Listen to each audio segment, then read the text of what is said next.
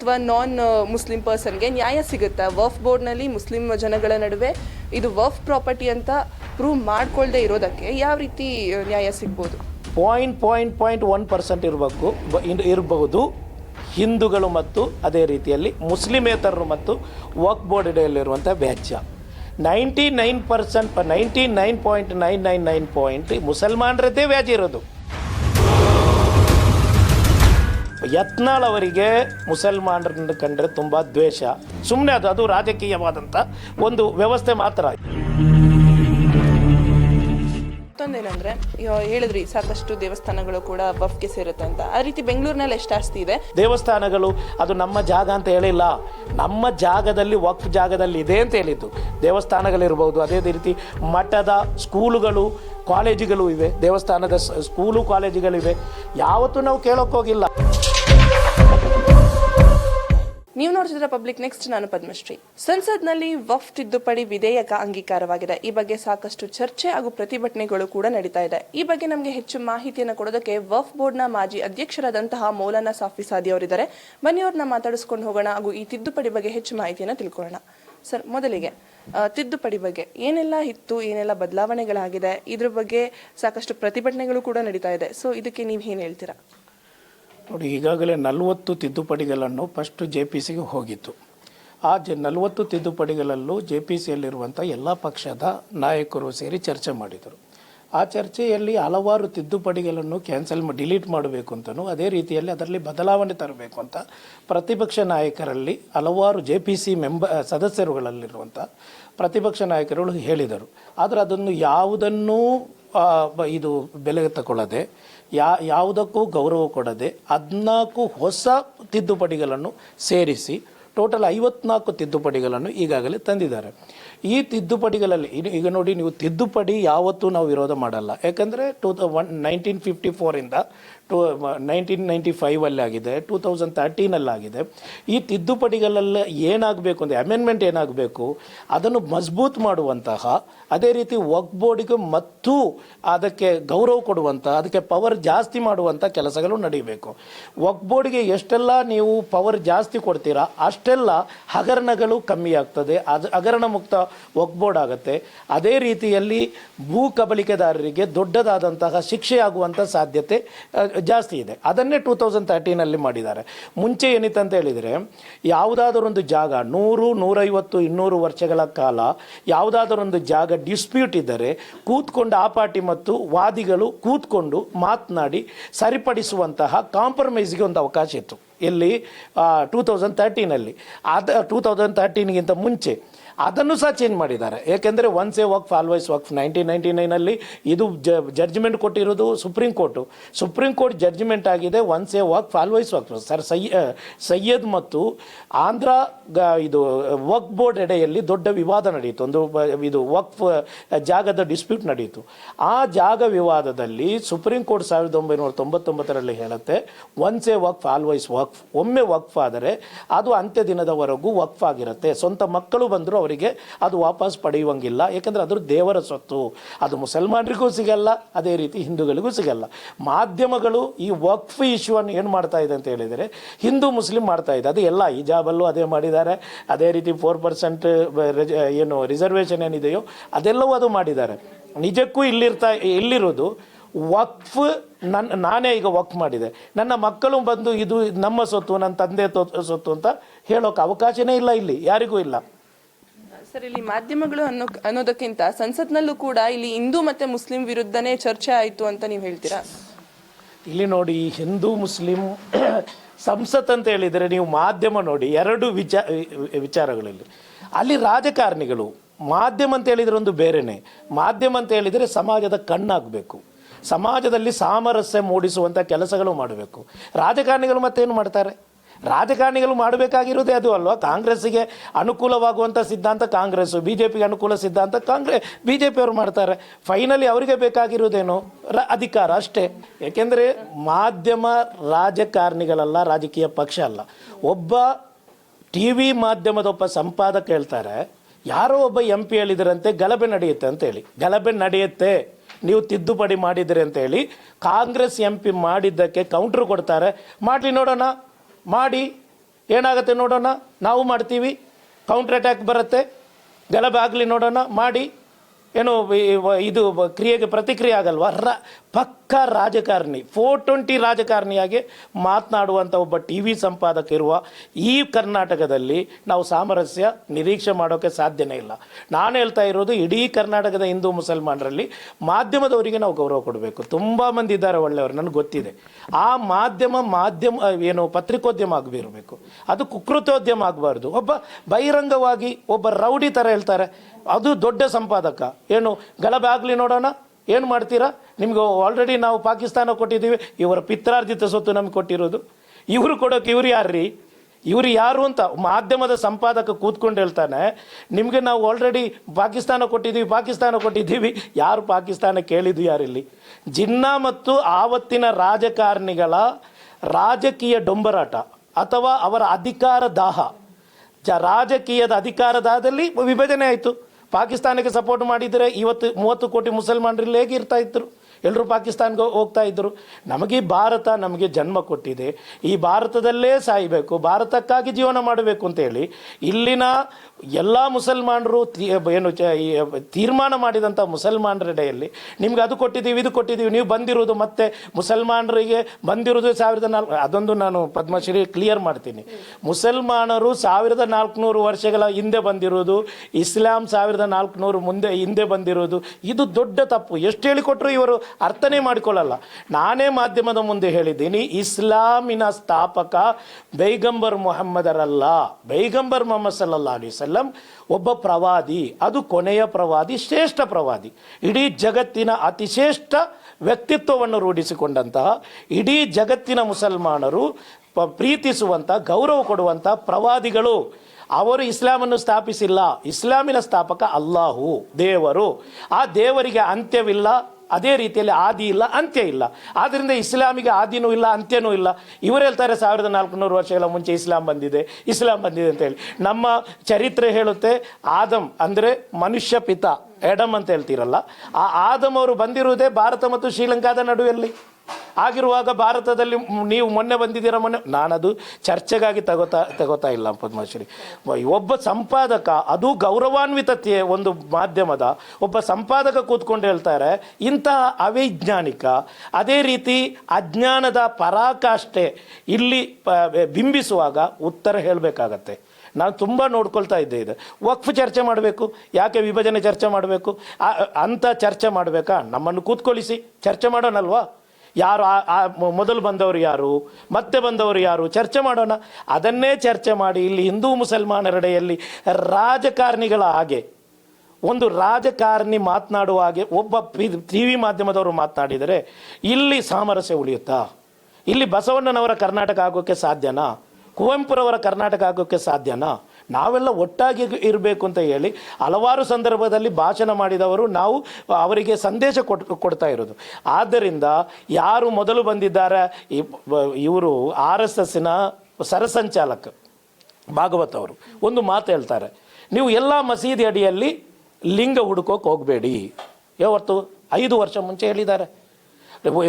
ಲಿಂಗ ಹುಡುಕೋದು, ಅದೇ ರೀತಿಯಲ್ಲಿ ಮತ್ತೊಂದು ಹುಡುಕೋದು, ಇದೆಲ್ಲ ಆಗುವಾಗ ಏನಾಗುತ್ತೆ, ಇಲ್ಲಿ ಸಾಮರಸ್ಯ ಕದಡತ್ತೆ. ಅಲ್ಲಿ ಎಲ್ಲವೂ ಸಿಗ್ಬೋದು. ಎಷ್ಟು ಭೂಕಂಪ ಬಂದಿದೆ ಇಲ್ಲಿ, ಎಷ್ಟು ಸುನಾಮಿಗಳು ಬಂದಿದೆ, ಎಷ್ಟು ಚಂಡಮಾರುತ ಬಂದಿದೆ. ಈ ಭೂಕಂಪಗಳು, ಈ ಸುನಾಮಿಯಲ್ಲೆಲ್ಲ ಇದ್ದ ಜಾಗದಲ್ಲೇ ಏನು ಲಿಂಗಗಳು ಅಥವಾ ದೇವಸ್ಥಾನಗಳು, ಮಸೀದಿಗಳು ಒಂದೇ ಕಡೆಯಲ್ಲಿ ಇರೋಕೆ ಸಾಧ್ಯನೇ ಇಲ್ಲ. ಅದೇನಾಗಿದೆ, ಈಗ ಭೋಪಾಲ್ನಲ್ಲಿದ್ದದ್ದು ಕೆಳಗಡೆ ಬಂದಿರ್ಬೋದು, ಗುಡ್ಡಗಾಡುಗಳಲ್ಲಿರುವಂಥ ದೇವಸ್ಥಾನಗಳು ಕೆಳಗೆ ಬಂದಿರ್ಬೋದು, ಮಸೀದಿಗಳು ಬಂದಿರ್ಬೋದು, ದರ್ಗಾದ ಕುರುಹುಗಳು ಸಿಗ್ಬೋದು. ಇದನ್ನೆಲ್ಲ ಅವೈಜ್ಞಾನಿಕವಾಗಿ ಬುದ್ಧಿ ಇಲ್ಲದಂತಹ ಕೆಲಸಗಳು ಈ ಭಾರತದಲ್ಲಿ ಮಾಡಿದರೆ ಭಾರತದ ಪ್ರಜಾಪ್ರಭುತ್ವ ಮತ್ತು ಜಾತ್ಯತೀತ ವ್ಯವಸ್ಥೆಗೆ, ವಿವಿಧತೆಯಲ್ಲಿ ಏಕತೆ ಎಂಬ ಅತಿ ಸುಂದರವಾದಂತಹ ಒಂದು ವ್ಯವಸ್ಥೆಗೆ ಧಕ್ಕೆ ಮಾಡುವಂಥ ಒಂದು ವ್ಯವಸ್ಥಾಪಿತವಾದಂಥ ಷಡ್ಯಂತರ ಅದಕ್ಕೆ ರಾಜಕಾರಣಿಗಳ ಕುಮ್ಮಕ್ಕಿನಿಂದ ಕೆಲವು ಮಾಧ್ಯಮದ ನಾಯಕರು ಮಾಡ್ತಾ ಇದ್ದಾರೆ. ನೀವೇನು ಬೇಜಾರು ಮಾಡಬೇಡಿ, ಹೇಳ್ಬೇಕಾಗಿರೋದು ಹೇಳಲೇಬೇಕಾಗತ್ತೆ. ಸರ್, ಇವಾಗ ಒಂದು ಪ್ರಾಪರ್ಟಿ ವಫ್ಗೆ ಸೇರುತ್ತೆ ಅಂತ ವಫ್ ಬೋರ್ಡೇ ಡಿಸೈಡ್ ಮಾಡುತ್ತೆ. ಅದನ್ನ ತಗೊಂಡು ಯಾವುದೇ ಸಿವಿಲ್ ಕೋರ್ಟ್ಗೆ ಹೋಗೋಕ್ಕಾಗೋದಿಲ್ಲ. ಮತ್ತೆ ವಫ್ ಬೋರ್ಡಲ್ಲಿ ಯಾರು ಕೂತಿರ್ತಾರೆ? ಮುಸ್ಲಿಂ ಕಮ್ಯುನಿಟಿ ಜನಗಳೇ ಕೂತಿರ್ತಾರೆ. ಇಲ್ಲಿ ಒಬ್ಬ ಹಿಂದೂ ಅಥವಾ ನಾನ್ ಮುಸ್ಲಿಂ ಪರ್ಸನ್ಗೆ ನ್ಯಾಯ ಸಿಗುತ್ತಾ? ವಫ್ ಬೋರ್ಡ್ನಲ್ಲಿ ಮುಸ್ಲಿಂ ಜನಗಳ ನಡುವೆ ಇದು ವಫ್ ಪ್ರಾಪರ್ಟಿ ಅಂತ ಪ್ರೂವ್ ಮಾಡ್ಕೊಳ್ದೆ ಇರೋದಕ್ಕೆ ಯಾವ ರೀತಿ ನ್ಯಾಯ ಸಿಗ್ಬೋದು? ಎರಡು ತಪ್ಪುಗಳು ಪದ್ಮಶ್ರೀಯಲ್ಲಿ.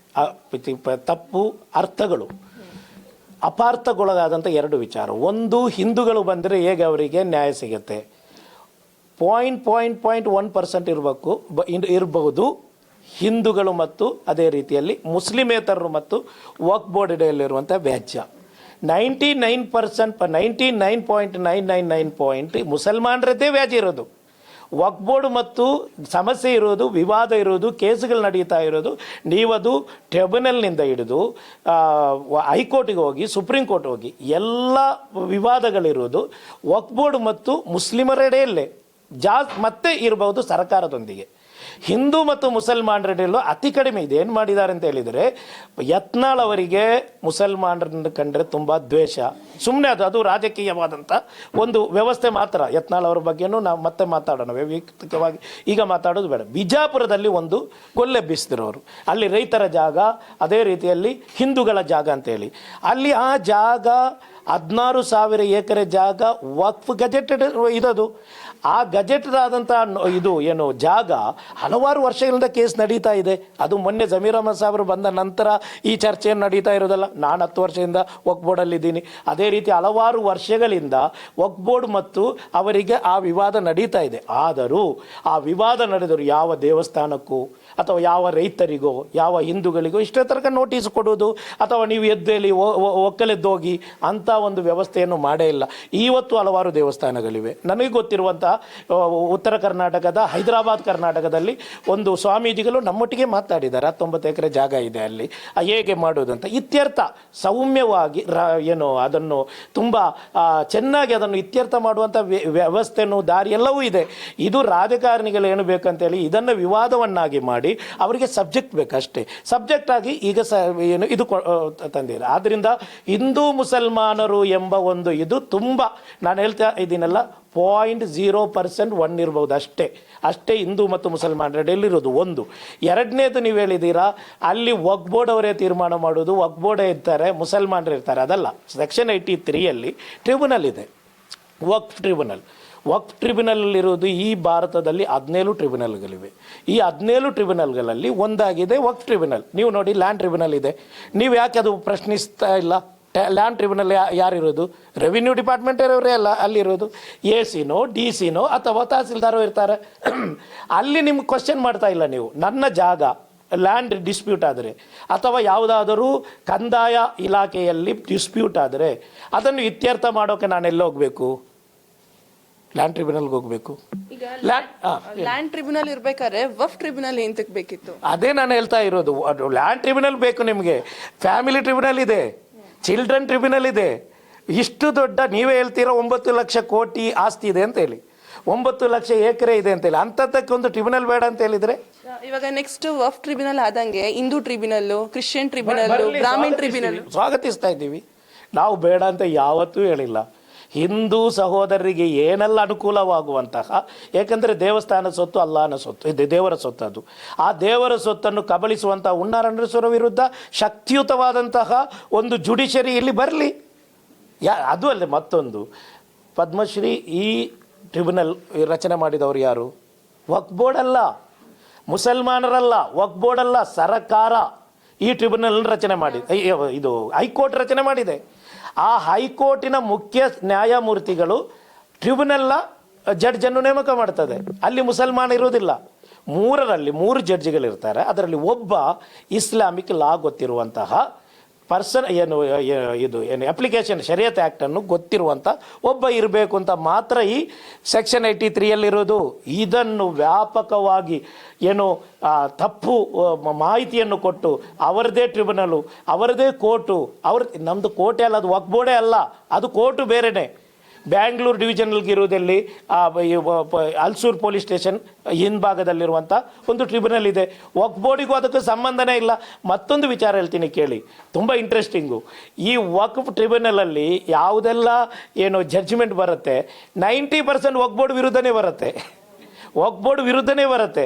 ಇನ್ನು ಆಯಿತು ಪದ್ಮಶ್ರೀ, ಇನ್ನು ಟ್ರಿಬ್ಯುನಲಲ್ಲಿ ಏನಾದರೂ ತಪ್ಪು ಬಂತು ಅಂತ ತಿಳ್ಕೊಳ್ಳಿ, ಆ ಅಪೀಲ್ಗೆ ಹೋಗುವಂಥ ಅಪ್ಲಿಕೇಶನ್ ಹಾಕುವಂತಹ ಅವಕಾಶ ಮಾತ್ರ ಇರುವುದಲ್ಲಿ ಟ್ರಿಬ್ಯುನಲಲ್ಲಿ. ವಕ್ಫ್ ಬೋರ್ಡ್ ಅವರು ಏನಾದರೂ ತಪ್ಪು ಮಾಡಿದರೆ, ವಕ್ಫ್ ಬೋರ್ಡ್ ಅವರು ತಪ್ಪು ಮಾಡಿದರೆ ನಿಮಗೆ ಟ್ರಿಬ್ಯುನಲ್ಗೆ ಹೋಗ್ಬೋದು.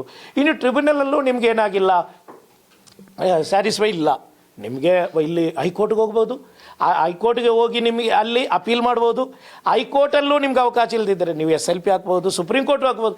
ಇಷ್ಟು ವ್ಯವಸ್ಥಿತವಾದಂತಹ ಒಂದು ಜುಡಿಷರಿ ವ್ಯವಸ್ಥೆಯನ್ನು ಸರ್ವನಾಶ ಮಾಡಿದಂಥ ತಿದ್ದುಪಡಿಯಾಗಿದೆ 83ಯಲ್ಲಿಂಥ ತಿದ್ದುಪಡಿ. ಈಗ ಏನು ಮಾಡಿದ್ದಾರೆ ಅಂತ ಹೇಳಿದರೆ, ಬರೇ DC ಗೆ ಕೊಟ್ಟಿದ್ದಾರೆ. ವಿವಾದ ನಡೆದರೆ ಒಬ್ಬ DC ತೀರ್ಮಾನ ಮಾಡಬೇಕು. ಈಗ ನಾನು ಉದಾಹರಣೆಗೆ ಹೇಳ್ತಾ ಇದ್ದೀನಿ, ಪದ್ಮಶ್ರೀ ಯಾಕೆ ಮುಸಲ್ಮಾನರು ವಿರೋಧ ಮಾಡ್ತಾ ಇದ್ದಾರೆ? ಒಂದು ಯಾವುದಾದ್ರೊಂದು ಮಸೀದಿ, ಆ ಈಗಲೇ ನಿಮ್ಗೆ ಗೊತ್ತಿದೆ, ಜ್ಞಾನ ವ್ಯಾಪಿ ಮಸೀದಿ ಹಲವಾರು ವರ್ಷಗಳಿಂದ ಮುಸಲ್ಮಾನರ ಮಸೀದಿ ಆಗಿತ್ತು. ಈಗೇನು ಮಾಡಿದ್ದಾರೆ, ಅದರ ಅಡಿಯಲ್ಲಿ ಶಿವಲಿಂಗ ಇದೆ, ಅದೇ ರೀತಿಯಲ್ಲಿ ಶಿವನ ಪ್ರಾಬ್ಲಮ್ ಇದೆ ಅಂತ ಹೇಳಿದರು. ಅದೇ ರೀತಿ ಬಾಬ್ರಿ ಮಸೀದಿ ಪ್ರಾಬ್ಲಮ್ ಇದೆ, ನಮ್ಮ ಬಾಬಾ ಬುಡನ್ಗಿರಿ ಇದ್ದಿದ್ದಿಲ್ಲ. ಇಂಥ ಪ್ರಾಬ್ಲಮ್ ಬರಬಾರ್ದು ಅಂತ ಹೇಳಿ ನಾವೇನು ಮಾಡಿದ್ದೀವಿ, ಇದು ಏನು ನಮ್ಮ ಪ್ಲೇಸಸ್ ಆಫ್ ವರ್ಷಿಪ್ ಆ್ಯಕ್ಟ್ ಇದೆ 1991, ಯಾವುದೇ ಒಂದು ಆರಾಧನಾ ಸ್ಥಳಗಳಿಗೆ ಬೇರೆಯವರ ಹಸ್ತಕ್ಷೇಪ ಮಾಡಬಾರ್ದು ಅಂತ ಹೇಳಿ. ನಾನು ಕೇಳ್ತಾ ಇರೋದು, ಈ 83 ಅದೇ ರೀತಿಯಲ್ಲಿ ಅಮೆಂಡ್ಮೆಂಟಲ್ಲಿ ಸಂವಿಧಾನದ ವಿರುದ್ಧವಾದಂತಹ ಎಲ್ಲ ವ್ಯವಸ್ಥೆಗಳನ್ನು ಮಾಡಿದ್ದಾರೆ. ಮತ್ತು ನಮ್ಗೆ ಕೇಳ್ತಾರೆ, ನೀವು ನಿನ್ನೆ ಗೃಹ ಮಂತ್ರಿಗಳು ಕೇಳ್ತಾರೆ ಈ ಪಾರ್ಲಿಮೆಂಟಲ್ಲಿ, ಇದು ಸಂವಿಧಾನ ಪಾರ್ಲಿಮೆಂಟಲ್ಲಿ ನಾವು ಮಾಡಿದ್ದೀವಿ, ಇದು ಸಂವಿಧಾನ. ಅರೆ, ನೀವು ಏನಾದರೂ ಮಾಡಿದರೆ ಸಂವಿಧಾನ ಆಗೋಕ್ಕೆ ಸಾಧ್ಯನೇ ಇಲ್ಲ.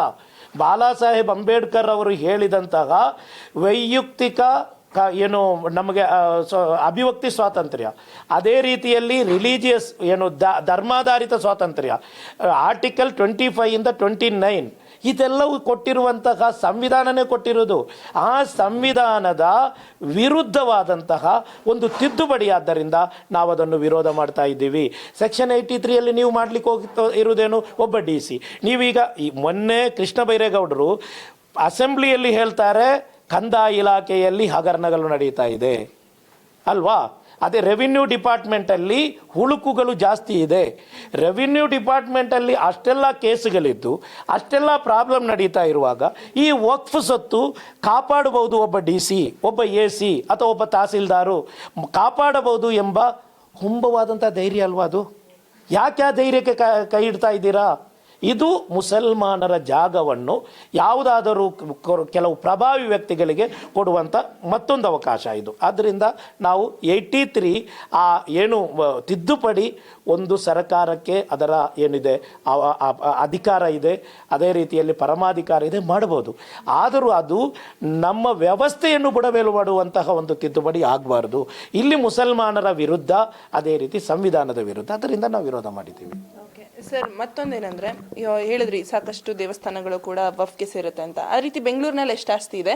ಅದೇ ರೀತಿ ನೀವು ಏಂತಕ್ಕೆ ಇಷ್ಟು ದಿನ ಧ್ವನಿ ಎತ್ತಿದ್ದೀರಾ, ಇವಾಗ ಎಲ್ಲ ಇದು ನಮಗೆ ಸೇರುತ್ತೆ ಅಂತ ಹೇಳ್ತಿದ್ದೀರಾ? ಯಾವತ್ತೂ ನಮಗೆ ಸೇರುತ್ತೆ ಅಂತ ನಾವು ಹೇಳೇ ಇಲ್ಲ, ಎಲ್ಲೂ ಹೇಳಿಲ್ಲ. ನಾನು ನೀವು ಹೇಳಿದಾಗ ಹೇಳಿದೆ, ಎಷ್ಟೋ ದೇವಸ್ಥಾನಗಳು, ಎಷ್ಟೋ ಮಸೀದಿಗಳು ಇರ್ಬೋದು.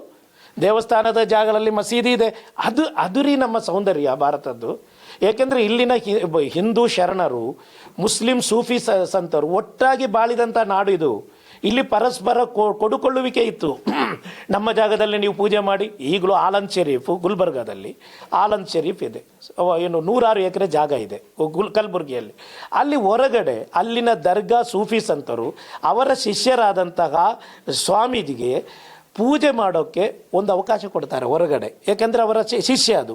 ಯಾಕೆ ನನ್ನ ಶಿಷ್ಯನಿಗೆ ಅವನ ಧರ್ಮಕ್ಕನುಸೃತವಾಗಿ ಪೂಜೆ ಮಾಡೋಕ್ಕೆ ನಾನು ಅವಕಾಶ ಕೊಡಬೇಕು. ಯಾಕೆಂದರೆ ಅವನು ಇಸ್ಲಾಂ ಅಲ್ಲ, ಮುಸಲ್ಮಾನಲ್ಲ, ಅವನು ಪೂಜೆ ಮಾಡಬೇಕು.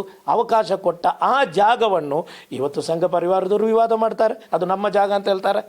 ಸೂಫಿ ಸಂತರು, ಶರಣರು ಒಟ್ಟಾಗಿ ಬಾಳಿದಂತಹ ಸೌಹಾರ್ದ ಮತ್ತು ಸಹಬಾಳ್ವೆಗೆಯ ಚಿಹ್ನೆಗಳನ್ನೆಲ್ಲ ನೀವು ಇದೆಲ್ಲ ಏನು ವಿವಾದಿತ ಜಾಗ ಅಂತ ಹೇಳ್ತಾ ಹೋದರೆ, ಇದು ನಾನು ಯಾವತ್ತೂ ಇದು ಯಾವುದು ದೇವಸ್ಥಾನಗಳು ಅದು ನಮ್ಮ ಜಾಗ ಅಂತ ಹೇಳಿಲ್ಲ. ನಮ್ಮ ಜಾಗದಲ್ಲಿ, ವಕ್ಫ್ ಜಾಗದಲ್ಲಿ ಇದೆ ಅಂತ ಹೇಳಿದ್ದು. ದೇವಸ್ಥಾನಗಳಿರ್ಬೋದು, ಅದೇ ರೀತಿ ಮಠದ ಸ್ಕೂಲುಗಳು, ಕಾಲೇಜುಗಳು ಇವೆ, ದೇವಸ್ಥಾನದ ಸ್ಕೂಲು ಕಾಲೇಜುಗಳಿವೆ. ಯಾವತ್ತೂ ನಾವು ಕೇಳೋಕ್ಕೋಗಿಲ್ಲ. ನಾನು ಒಂದು ವಿಚಾರ ಹೇಳಿದ್ದೆ, ವಿಧಾನಸೌಧ ಅದು ಯಕೀನ್ ಶಾ ದರ್ಗಾ ಇದೆ, ಆ ಜಾಗನೇ. ನಾವು ಯಾವತ್ತಾದರೂ ಕೇಳಿಲ್ಲ. ನಾವು ಕೇಳೋಕೆ ಹೋಗೇ ಇಲ್ಲ. ಯಾಕೆಂದರೆ ವಿವಾದ ಸೃಷ್ಟಿ ಮಾಡುವಂಥ ಕೆಲಸ ವಕ್ಫ್ ಬೋರ್ಡ್ ಮಾಡೇ ಇಲ್ಲ.